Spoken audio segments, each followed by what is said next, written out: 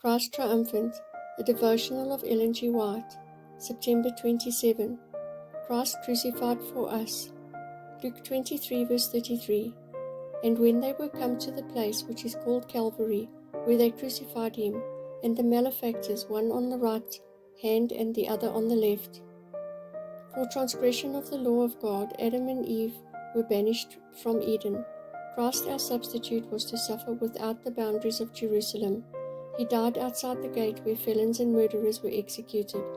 Full of significance are the words, Christ hath redeemed us from the curse of the law, being made a curse for us. The Desire of Ages, 741. Upon Christ as our substitute and surety was laid the iniquity of us all.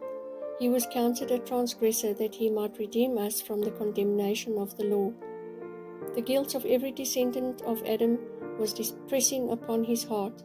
The wrath of God against sin, the terrible manifestation of his displeasure because of iniquity, filled the soul of his Son with consternation. All his life Christ had been publishing to a fallen world the good news of the Father's mercy and pardoning love.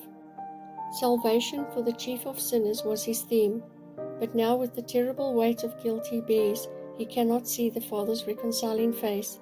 The withdrawal of the divine countenance from the Saviour in this hour of supreme anguish pierced his heart with a sorrow that can never fully be understood by us. So great was this agony that his physical pain was hardly felt. Satan with his fierce temptations wrung the heart of Jesus. The Saviour could not see through the portals of the tomb. Hope did not present to him his coming forth from the grave a conqueror, or tell him of the Father's acceptance of the sacrifice. He feared that sin was so offensive to God that their separation was to be eternal. Christ felt the anguish that the sinner will feel when mercy shall no longer plead for the guilty race.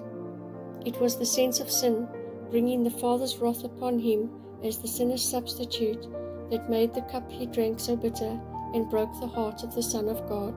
The Desire of Ages, 753.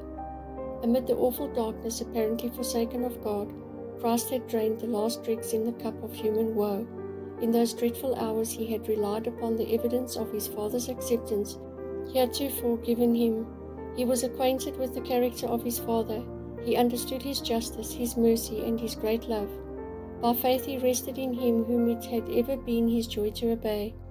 And as in submission he committed himself to God, the sense of the loss of his Father's favor was withdrawn. By faith Christ was victor. The Desire of Ages, 756.